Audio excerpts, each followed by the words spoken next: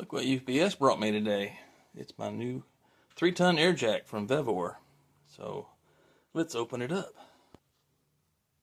Use my trusty tough belt knife to open this. We've got instructions. Gotta have that. We've got all these other components. Let's get them out, lay them out, and we'll see what we got. We got everything open. Looks like the handle parts, the actual jack, the hose that will connect to here, the actual control manifold. In the accessory pack, you have the nuts, the bolts, the 2 Allen screws, 2 air valves. They don't tell you this, but you need a 14 millimeter, a 10 millimeter. You need some Teflon tape and a 4 millimeter Allen wrench. The first instructions are to take this nipple, put Teflon tape on it, and connect it to here. We'll do that now. This is where the 14 millimeter comes in, and you tighten this. You don't want to tighten it so much that you torque the actual valve, but if you've done this before, you get the idea. Otherwise, just torque it just enough. For the next bit of instructions, this instruction is incorrect. That is not the bar that we're actually going to install. This here has a strut brace. We don't have that. We're actually going to take this bar and connect it to that handle. You want both of these flanges turned down. With both of these flanges turned down, like so, now we're going to take the 2 Allen screws and put them in here to lock this handle into place. This is where you use the 4 millimeter wrench, Allen wrench, to tighten this up. And what you'll see is I'm going to tighten it, but this is soft steel. I mean, the threads will pull out. So if you over torque it, you can always retighten it, but if you strip the threads out, then you are not going to be able to do that. So don't use a ratchet wrench and try to see how tight you can get it. Well, according to the instructions, that's the right way, but what I'm going to do is I'm going to take these 2 screws back out, and I'll show you why in just a second. So what we're going to do now is we're going to attach this flange to here, and this goes on top. The 6 bolts will go under, up through like this, and go into that. The nuts will go on top. And I didn't tell you, but you're also going to need a Phillips. I didn't think about it because I have my Phillips here that I'm going to use.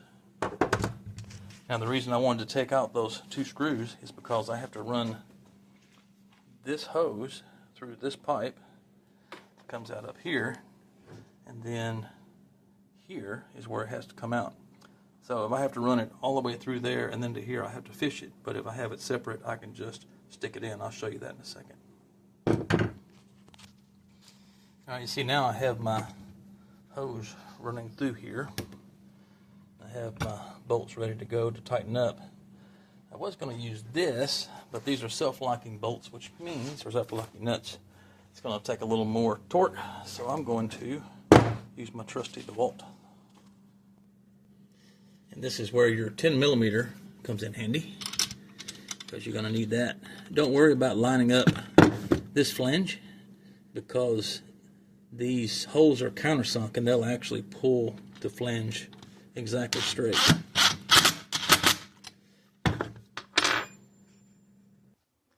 Now you can see this is attached correctly. The hose is running through here and then comes out there. So now we're going to take this piece here, and we're going to see if I can do this with one hand. You can see that it's trying to come out, but I'm going to have to set you down to get it.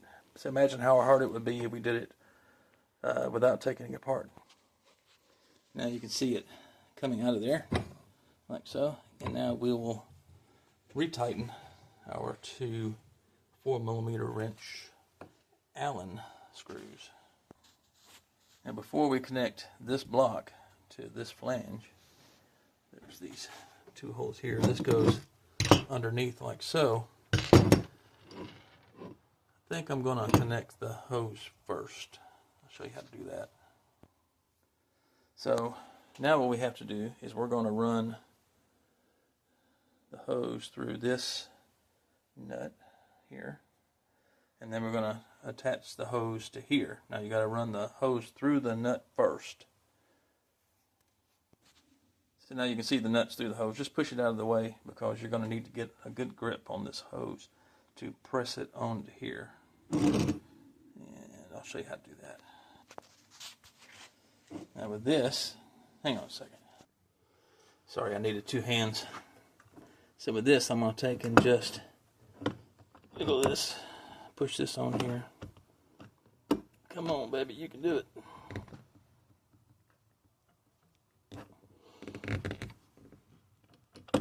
Okay, got it all the way down until it seats all the way down against the flange there. Then we're going to take the nut and put it on there and tighten it up using your 14 millimeter wrench. So now that's on there, and you're going to ask, how tight do I get it? Well, you just want to get it just gently snug. All you're really doing is taking that area of the hose that's spread around the ferrule and just squeeze it around it tighter. That's all it's doing. This will hold up to 140 pounds, I believe is what it says. 140 psi, the hose will. So if you go beyond that, it's probably not going to last. Something I noticed here, the holes here are roughly right at, I want to say almost a half inch. Well, it's 7/16. These holes up here are more like 5/16. So you want to make sure you put your screw upside down with the larger hole meshing for this, so it'll countersink in center. Now, some of you'll notice that this hose here seems way too long. So you can, if you want to, cut it off to the exact length. But I work on a lot of water coolers and other things that use other fittings similar to this, and they almost always break right here. And it's just because they get abused, they get hit, and it ends up having leverage on it, so it'll break there. I want to be sure if it does break, I can stretch the hose and do a little bit more, and make it last forever. Otherwise, I'll end up having to order a new hose. All right, safety first. I applied the parking brake to this vehicle, my wife's car. And instructions say to make sure both these valves are off before you connect the hose. Now the green valve is to let air in, and that's to raise whatever you're raising. Once you raise it, shut it off. It'll hold the air pressure and maintain it like a jack stand. Always use jack stands anyway. You never know. You only get one chance to die. You don't want to use it. So then you open the red valve to let it down. Now I just noticed something. When the red valve was over here, I couldn't reach it without moving the green valve. So I'll always have my green valve out like so, and my red valve like this. Now this is so I can raise the vehicle, but I don't accidentally bump this and lower the vehicle.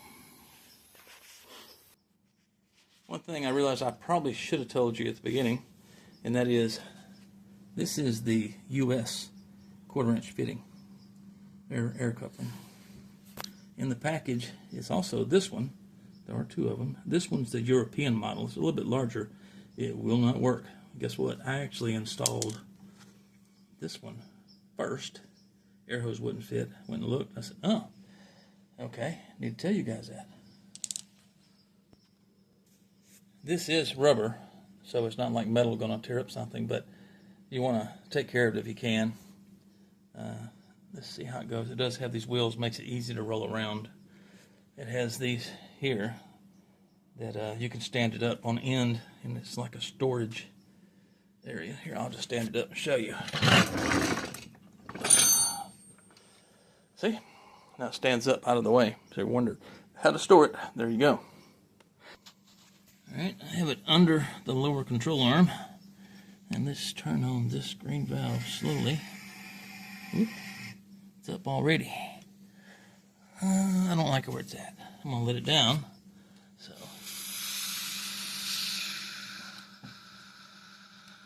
Okay, I'm gonna back her up.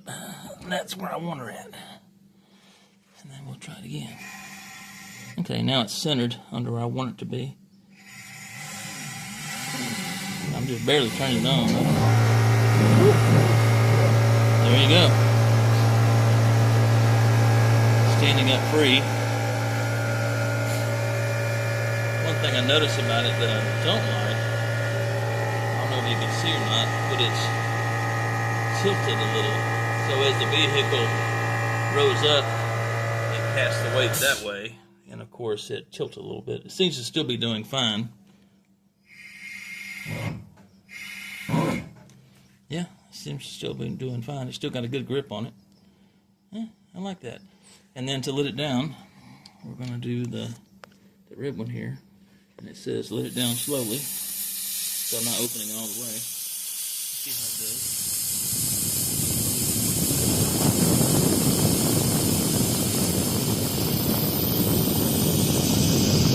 All the way down. That's how long it takes to go down.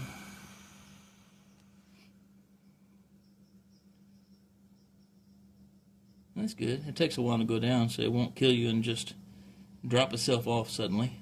Give you a little bit of a burp warning. Good. I like that.